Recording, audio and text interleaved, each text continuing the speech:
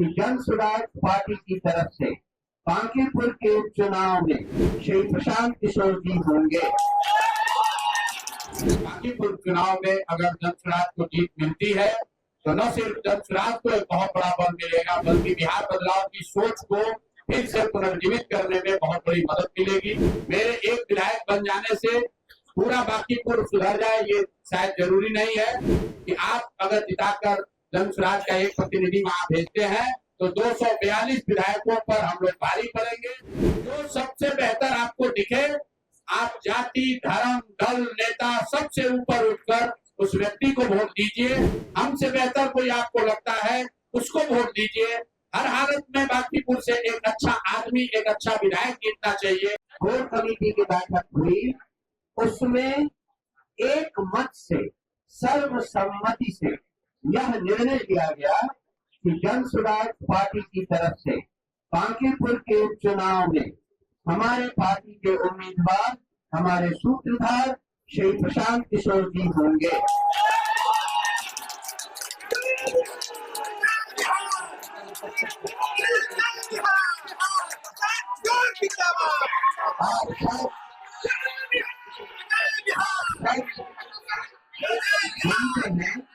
कि आपके बीच अभी मेरी बाई तरफ प्रशांत जी बैठे हुए हैं। मैं उनसे निवेदन करूंगा कि वो आप सबको इस मौके पर संबोधित करें। सभी साथियों का यहाँ अभिनंदन, स्वागत। मैं सबसे पहले अपने पार्टी के सभी वरीय साथियों का, सहयोगियों का, नेताओं और कार्यकर्ताओं का दिल से आभार व्यक्त कर रहा हूँ, धन्यवाद दे रहा हूँ, जिन्होंने मुझ पर ये जिम्मेवारी, ये भरोसा मेरे कंधों पर रखा है। और सबसे पहले मैं उनको आश्वस्त करना चाहूंगा कि पिछले 4 वर्षों से जन स्वराज ही मेरा जीवन है। आगे कम से कम 10 वर्षों तक, जब तक बिहार में बदलाव की संकल्पना को चरितार्थ न कर लिया जाए, तब तक दूसरा कोई जीवन में उद्देश्य नहीं है। बांकीपुर में चुनाव लड़ने की जो जिम्मेवारी हमको दी गई है, मैं उसी परिणाम, उसी प्रयास के दिशा में इसको एक कदम मानता हूँ। जो नवंबर 2025 में हजारों लाखों लोग जन स्वराज के विचार से, इस प्रयास से जुड़े थे और कहीं ना कहीं परिणाम आने के बाद उनके मन में थोड़ी उदासी या हताशा थी। उनमें से ज्यादातर लोगों का ऐसा मानना है कि बांकीपुर चुनाव में अगर जन स्वराज को जीत मिलती है तो न सिर्फ जन स्वराज को एक बहुत बड़ा बल मिलेगा, बल्कि बिहार बदलाव की सोच को फिर से पुनर्जीवित करने में बहुत बड़ी मदद मिलेगी। तो मैं इस जिम्मेवारी को अपनी ह्यूमिलिटी के साथ एक्सेप्ट करता हूं। अपने साथ सभी साथी कार्यकर्ताओं का, नेताओं का धन्यवाद करता हूं। साथ ही उन 18 लाख मतदाताओं का धन्यवाद कर रहा हूं जिन्होंने विपरीत परिस्थिति में नवंबर 2025 में जन स्वराज के सभी उम्मीदवारों के समर्थन में अपना मत दिया है और जन स्वराज को जिंदा रखने में, जन स्वराज को बिहार में बनाए रखने में अपना अमूल्य योगदान दिया। आने वाले भविष्य में जन स्वराज की यात्रा चाहे कितनी बड़ी हो, लेकिन जिन पहले 18 लाख मतदाताओं ने नवंबर 2025 में हम लोगों को वोट दिया, मैं उनका सबका हृदय से आभार व्यक्त करता हूं। और अंत में बांकीपुर के वो सभी मतदाता साथी जिन्होंने पिछले 1-1.5 महीनों से हम लोगों को व्यक्तिगत तौर पर या कार्यकर्ताओं साथियों के माध्यम से ये बताया कि हर हालत में मुझे बिहार में स्थिति के सुधार के लिए, बिहार में बदलाव के लिए खुद उतरकर चुनाव लड़ना चाहिए। मैं उनको इतना ही आश्वस्त कर सकता हूं कि मैं अपनी पूरी ईमानदारी से आपके इस सोच के साथ जुड़कर बांकीपुर का चुनाव लड़ने का प्रयास करूंगा। और अगर आपका आशीर्वाद मिला, जीत कर आए, तो मैं आपको आश्वस्त कर रहा हूं कि आपकी भावनाओं के अनुरूप, आपकी इच्छा, अपेक्षा के अनुरूप काम करने का प्रयास करेंगे। मेरे एक विधायक बन जाने से पूरा बांकीपुर सुधर जाए ये शायद जरूरी नहीं है, लेकिन इतना जरूर समझिए कि आप अगर जिताकर जन स्वराज का एक प्रतिनिधि वहां भेजते हैं तो 242 विधायकों पर हम लोग भारी पड़ेंगे।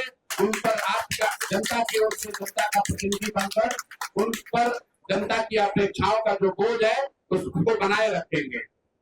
अंत में मैं आपको ये बताना चाह रहा हूं कि हम लोगों की नजर में जो बांकीपुर का चुनाव है, ये पिछले 6 महीने में सम्राट चौधरी जी के नेतृत्व में चल रही एनडीए सरकार के कामकाज पर, उस सरकार के चाल चरित्र चेहरा पर, उनकी नीति पर, उनके नियमावली पर जनता का एक जनमत होने जा रहा है। बांकीपुर के चुनाव में अगर भाजपा को जीत मिलती है तो मुझे ये मानने में कोई दिक्कत नहीं होगी कि जो उनकी नीति है, जो उनका चेहरा है, जो वो कार्यक्रम चला रहे हैं, उसमें बिहार के लोगों की सहमति है। लेकिन अगर बांकीपुर में भाजपा हारती है तो यहाँ के सरकार को ये मानना चाहिए कि जिस तरह के चाल चरित्र चेहरा को वो दिखा रहे हैं, जिस तरह की व्यवस्था चला रहे हैं, वो बिहार की जनता को कहीं ना कहीं स्वीकार्य नहीं है। और ये पहली बार भाजपा के मुख्यमंत्री बने हैं सम्राट चौधरी जी, और हम लोगों ने प्रेस करके चुनाव से पहले और उसके बाद भी स्पष्टता से ये कहा है कि इनके चाल चरित्र चेहरा पर हम लोग को कोई विश्वास नहीं है। बिहार का एक बहुत बड़ा जनमानस है जो इन पर भरोसा नहीं करता है। ये चुनकर नहीं आए हैं, इनको पीछे से बनाया गया है। चुनकर जनता ने नीतीश कुमार को मुख्यमंत्री बनाया था, तो कहीं ना कहीं बांकीपुर की जनता, जो बिहार की सबसे प्रबुद्ध और समृद्ध जनता है, बिहार के सबसे प्रबुद्ध और समृद्ध मतदाताओं के कंधों पर अब ये बोझ है कि वो सबसे बेहतर उम्मीदवार को बांकीपुर से चुने और चुनकर सरकार पर, सरकार की नीतियों पर बिहार की जनता की ओर से एक निर्णय सुनाए।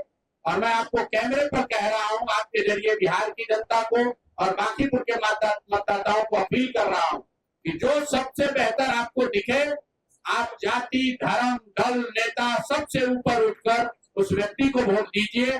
हमसे बेहतर कोई आपको लगता है, उसको वोट दीजिए। हर हालत में बांकीपुर से एक अच्छा आदमी, एक अच्छा विधायक जीतना चाहिए, बिहार जीतना चाहिए।